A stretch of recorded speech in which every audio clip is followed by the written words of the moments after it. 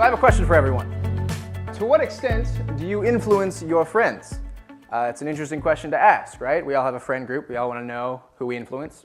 In a sense, there are basically two people in any kind of friend group, and we came up with a really nice, helpful picture to show you which one you are. So the first kind, there are people like this. They're leaders. They sit on their soapbox, and they tell you about cool things that are going on. They share the memes. They're the funny people. And then there's these kinds of people who are just kind of relegated to the background. They kind of do their own thing. You know, they don't really listen. They're just there. So the real question becomes, how would you find out which one you are in your respective friend group, right?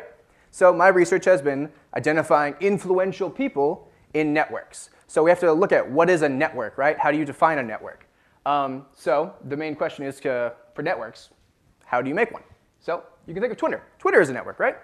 There are people on Twitter, like God and Ryan Reynolds, and they say interesting things, and we, as individuals, follow them, right? We will receive whatever tweets they give out, and we just happen to have a predilection for those kinds of people, right? One thing about Twitter, though, they're not following us, even though we're following them, so the connection doesn't go back. There is a direction to this kind of connection. No rhyme intended. And so essentially what this will look like is you get a network, right? So you've got God, Ryan Reynolds, he's beautiful, myself, less beautiful, and my mom, the most beautiful, right?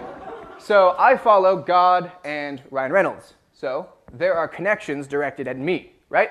My mom is new to Twitter, so she only follows me. Thanks, Mom. Shout out. As it also turns out, God is following Ryan Reynolds. Who knew? I do now. So what this is getting at is, if you can find a way to model the network, then you can find the influential nodes within that network. And that's exactly what my research has been doing.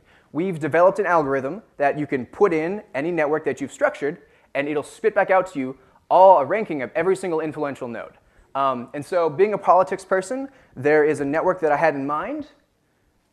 Congress. Congress is a network, right? It's an important network. It's a social network. It's a complex, qualitative network. How do you even go about putting a weight to any single congressperson? Well, that's exactly what we attempted to do.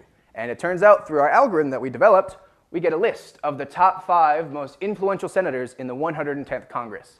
If you don't really know when the 110th Congress was, it's about 2007 or 2009, right around the Obama era. So we get some cool individuals, some names, a Kennedy, and some less cool names, Mitch McConnell. I'm sorry. But essentially what this all correlates to, actually, is time in Congress. It turns out that the more influential members of Congress are people that have been there longer, right? And that leads me to the last question. How influential do you think you are in your network? Because there is one who is the most influential.